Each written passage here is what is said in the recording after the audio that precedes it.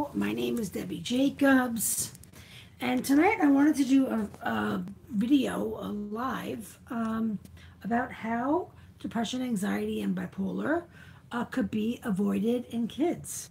And basically, I would think that other, OCD, um, uh, borderline, whatever, mental illness. And basically, my experience, parents are too hard on kids. Parents don't know, how to handle, kids with positivity. And I'm not talking about what they think is positivity. I'm talking about being healed and having positive, effective coping skills. Because a parent that gets angry at a child for doing something wrong is not parenting with positivity. They're parenting with anger, and that stems from negativity. And basically, what you want to avoid is instilling in the foundation of your kids' being fear, anger, worry, insecurity, self doubt, criticism, the inner critic, shame, guilt, all these negative, ineffective coping skills. And if parents don't use them, they won't end up in their kids. And what, you know, um, positive parenting is really about is replacing all those negative coping skills with effective positive coping skills so your kids can learn positive behaviors, not negative.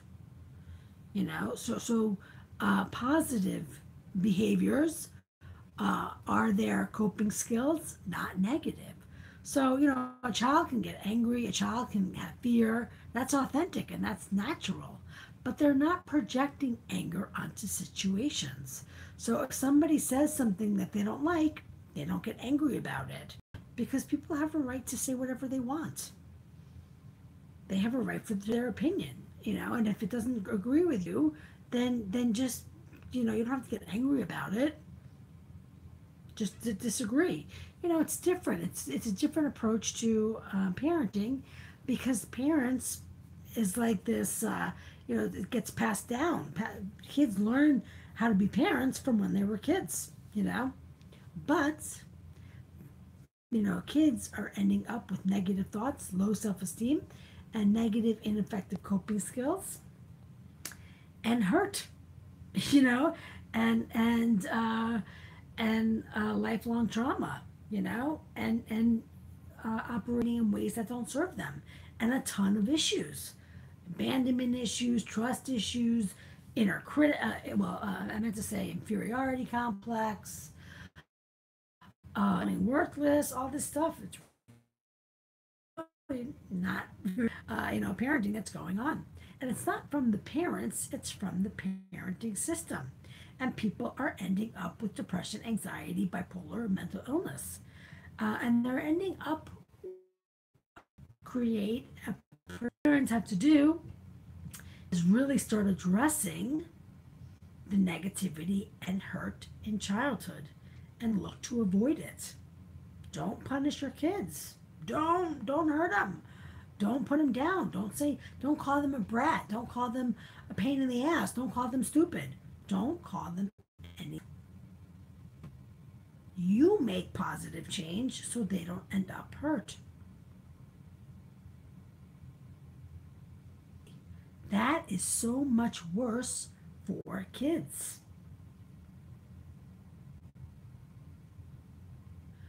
They're dealing with someone in their hurt, and that's, a lot more unnecessary hurt on the child. The child doesn't have defense mechanisms. The child doesn't have, coping skills. And the child is a positive thinker. So they don't know.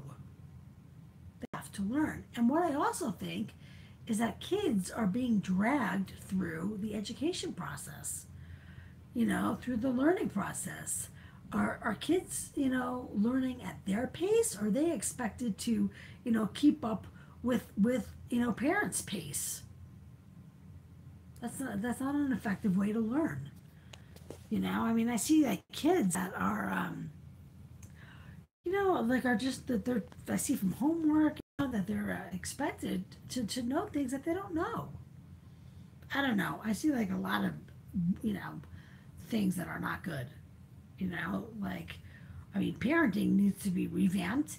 And let me tell you something, everything is going to need to be revamped, because parenting has to be reflective, the same values in the education system.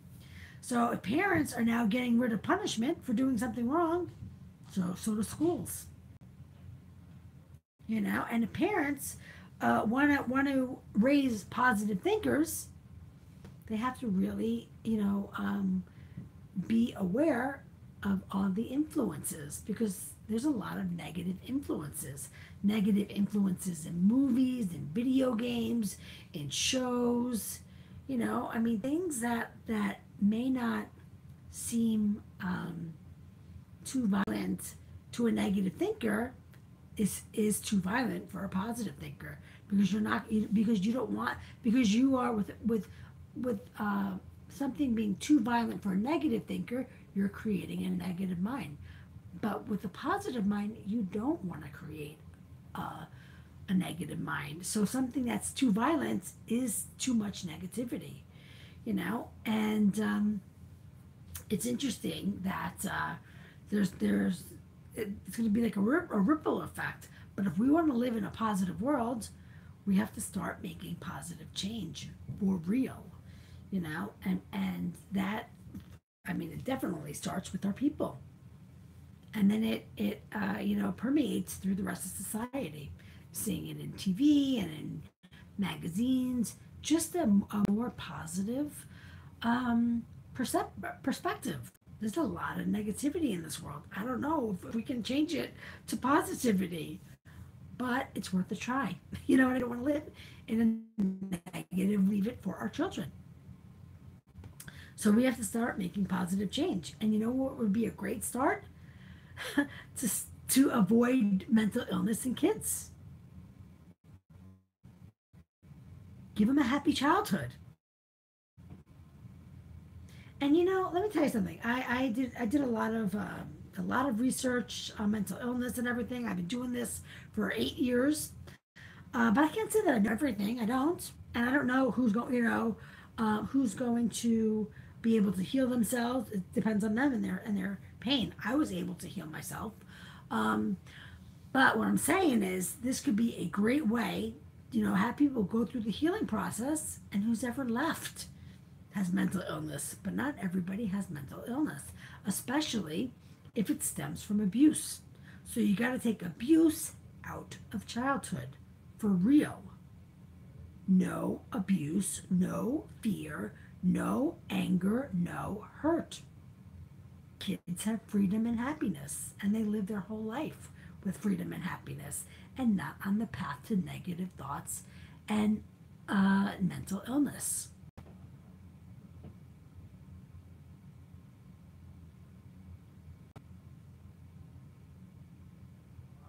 Positive change. But unfortunately for me, I already went through the process of healing and changed my thoughts to positive thoughts, and I accomplished healthy self esteem, and I have healthy, positive, effective coping skills. And now I'm a positive thinker, and everybody else is in the ego self. Everyone else is a negative thinker, and nobody's listening to me. Can you believe that? Here I claim to have the cure for mental illness, and nobody is listening to me. And kids are getting hurt, and people in their pain are still in their pain, still in their mental illness. And people believe that it's a mental illness and it's genetic. First of all, who teaches kids behaviors? Their parents. don't they have it in genes? So why is it in the genes and not in the behaviors? It's not. It's in the behaviors, you know? And basically, um, I cannot get through to anyone that wants to heal except for one person who's deep in her pain. But we need to make this world a positive world. That's my goal. I mean, my goal is definitely to keep kids off the path to negative thoughts and mental illness. And my goal is to get people out of, mental illness. As many people as possible. Live with positive thoughts, healthy self esteem, your beautiful, authentic self, the self that you were meant to be, in your freedom and happiness. Go through life that way, not in mental illness. I know. I lived with depression, anxiety, and bipolar most of my adult life. I healed myself to freedom, to positive thoughts, and now I am. People are not listening to me. Because they're in the ego self. I can't believe it.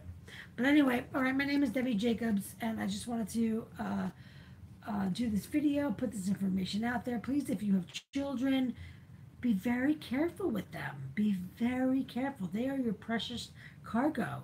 They're very delicate and fragile. They can't be roughed up.